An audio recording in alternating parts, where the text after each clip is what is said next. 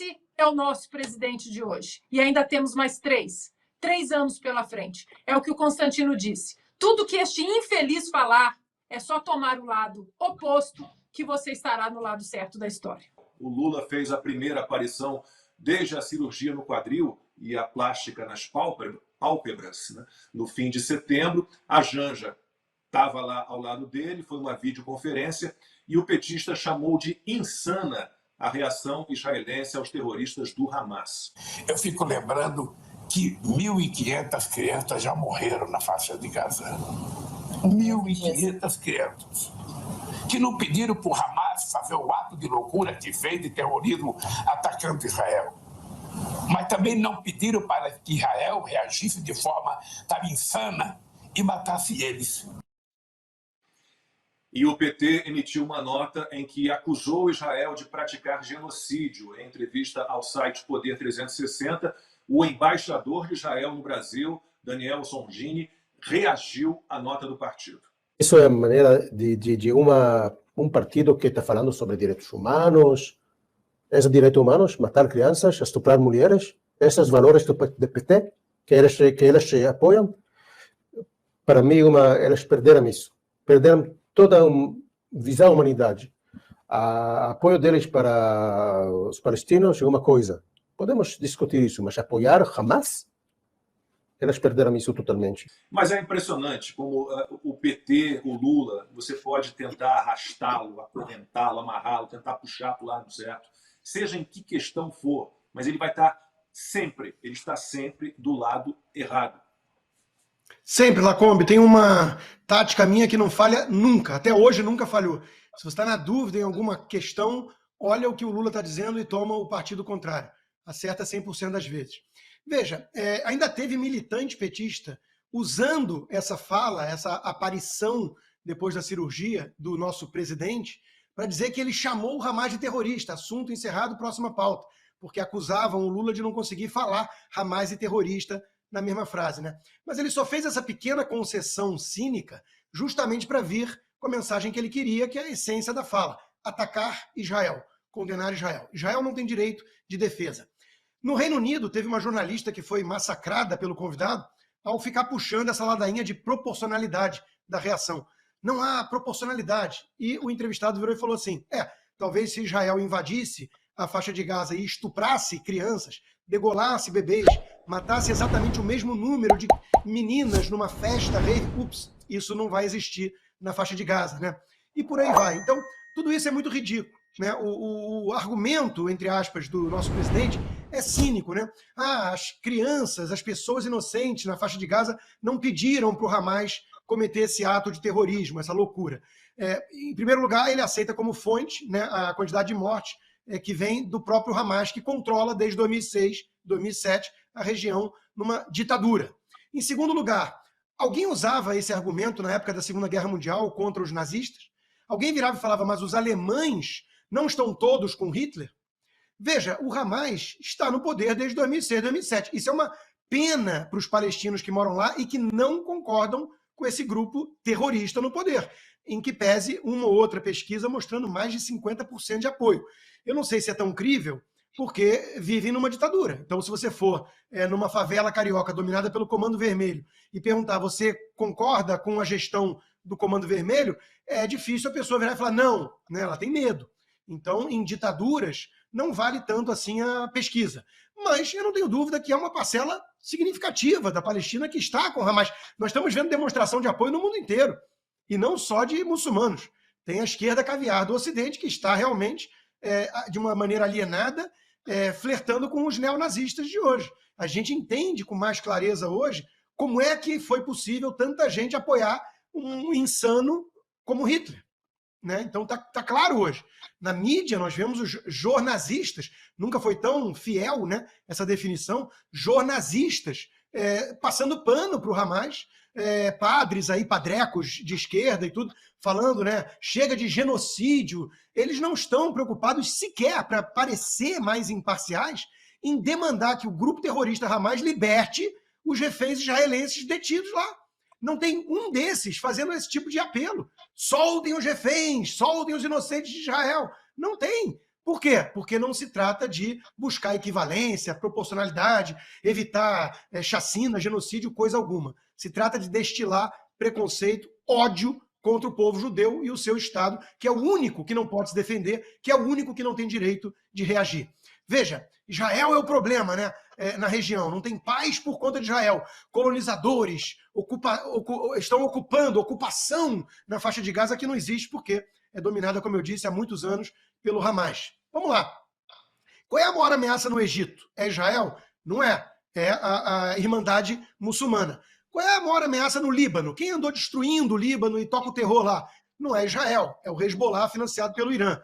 Na faixa de Gaza é o Hamas. E por aí vai. Na Síria é o ISIS, né? O Estado Islâmico, apoiado pela Rússia. E por aí vai. Então, falar que Israel é o problema na região por não ter paz, o único país que tem uma democracia pujante, que tem minorias de muçulmanos, de árabes e de muçulmanos, os drusos. Eu fui lá, eu conheci, eu conversei com vários drusos. Eles estão lá representados no Knesset, o parlamento israelense. Então, tudo isso é uma loucura. O que nós estamos vendo hoje é o ressurgimento com força do nazismo.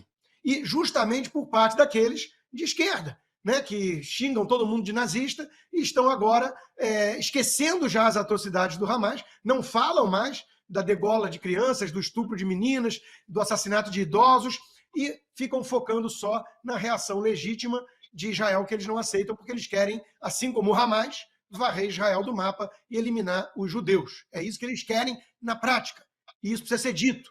Esses esquerdistas, esses comunistas são nazistas. E para quem estudou história, nenhuma grande surpresa. O nacional-socialismo de Hitler trouxe para as hostes nazistas um bando de ex-comunista, que acrescentou a pitada nacionalista. Era isso. O fascismo de Mussolini, ele mesmo, um ex-socialista, também contou com a ajuda intelectual de inúmeros marxistas. Inúmeros. Então, não há muita surpresa em ver que a esquerda lulista está passando pano para os terroristas muçulmanos e está condenando a reação legítima de Israel. Israel não tem o que fazer. Qualquer reação, eles vão condenar, eles vão pregar cessar-fogo, diálogo. Como é que vai dialogar com quem quer te exterminar, com quem estupra as suas meninas e com quem degola os seus bebês? Não tem conversa com o Hamas. O Hamas precisa ser extirpado, precisa ser eliminado, e cada terrorista do Hamas precisa ser morto. É a única reação possível. Proporcionalidade? Gaza, Israel avisou para evacuarem, joga bombas de efeito moral, de alerta, né, que treme para todo mundo saber que tem que sair. Quem não permite a saída do povo palestino de lá é o próprio Hamas. Então, no mínimo, Lacombe, uma extrema ignorância histórica, uma alienação assustadora, típica de universitários, né, que são deformados em salas de aula, e um ódio profundo, um preconceito, uma judeofobia que faz com que as pessoas foquem em Israel num momento em que terroristas cometeram os atos mais bárbaros, selvagens, abjetos dos últimos anos, das últimas décadas, contra inocentes. Banalizaram essas palavras, essas expressões, né? Não só nazista, mas fascista, golpista, terrorista. Nos últimos anos, qualquer um que se opusesse aos comunistas e aos socialistas, né, que se opusesse ao PT e a todos os bandos que o cercam, era chamado de nazista. Não sei se já contei para vocês aqui, esse foi o comentário mais infeliz que eu já recebi, isso já faz muito tempo, 2019. Eu sou neto de um judeu alemão. Né? Minha bisavó morreu num campo de concentração, perdi tios-avós, perdi primos, né, em campos de extermínio e campos de concentração. E aí entrou um dia um menino, e eu nunca esqueci o nome dele, porque é o mesmo nome do meu filho mais velho, Pedro, me chamando de nazista. E aí eu respondi a ele, olha, eu poderia recomendar uma série de livros sobre nazismo para você entender um pouco sobre o assunto, entender o que é o nazismo, mas eu vou recomendar só um.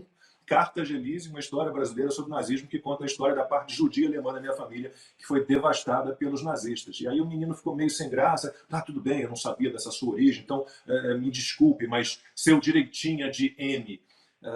Mas, Ana, é isso, né? Afinal de contas, quem são os nazistas? Porque é outra história, né? O nazifascismo, o comunismo, o socialismo são farinha do mesmo saco. Farinha do mesmo saco. O grande problema, e aí você vai ver obras do Olavo de Carvalho falando sobre isso, do Flávio Gordon falando sobre isso, é que o Stalin era super ligado ao Hitler, eram parceiros, até que o Hitler, mais louco que o Stalin, ainda invadiu a União Soviética. E o Stalin ficou sendo essa figura, por meio de propaganda, guerra cultural, ele virou o combatente, o antifascista, né? Mas, na verdade, ele era farinha do mesmo saco, a origem é a mesma. Né? Então, não me estranha, eu não me surpreendo, Ana, com isso, com todos os comunistas, socialistas ligados ao terrorismo, ligados ao Hamas, sinceramente. Nossos políticos enaltecem Stalin, né? Nós temos vários que vão na internet enaltecer Joseph Stalin. Nós passamos 4 anos ouvindo essa palavra, você é nazista, você é nazista. Bom, a lei brasileira é muito clara sobre você chamar alguém de nazista, e eu tirei dinheiro do bolso de muita gente que me chamou de nazista nas redes sociais. Muita gente acha, vou criar um fake aqui, vou ali chamá-la de nazista. Na internet não é terra de ninguém, você acaba chegando em todo mundo. E eu mexi no bolso de muito comunista me chamando de nazista, né? Só assim para eles fazerem doações para centros de caridade, porque eu passei o dinheiro todo para centros que realmente precisam. Agora, o Lula reaparecer para criticar Israel, ele também fala, né, das razões humanitárias, do lado humanitário. Eu vou ler aqui, se vocês me permitem, eu acabei de traduzir uma matéria do Daily Mail. Eu fiquei muito chocada com a matéria. Claro que todo mundo, desde o dia 7 de outubro, alguma foto, algum vídeo dessa atrocidade, desse genocídio contra o povo judeu deve ter visto. Eu confesso que eu não consigo mais ver essas fotos. Eu não consigo mais. Eu fiquei dias sem dormir depois que eu vi essas fotos. Mas ler, eu acho que a gente precisa... Alguns, né, o Constantino, se eu não me engano, também... É a favor de mostrar as fotos, né? O próprio Augusto Nunes, nosso mestre, também acha que tem que mostrar. Eu confesso, eu não consigo ver, não consigo.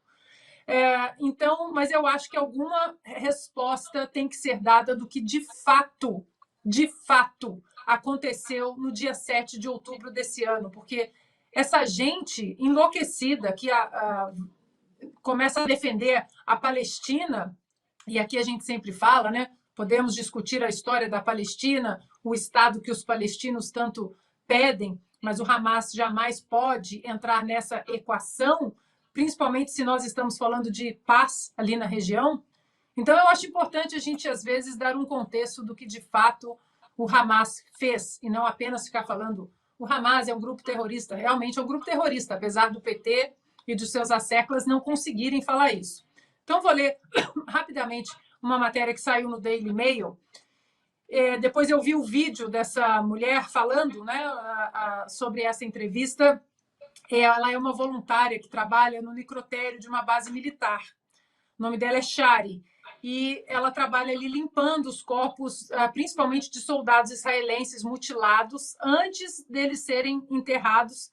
E ela disse, e eles receberam também todos os corpos, né, do que aconteceu no 7 de janeiro, no 7 de outubro, e ela disse que a brutalidade do massacre de inocentes pelo Hamas é pior que o Holocausto.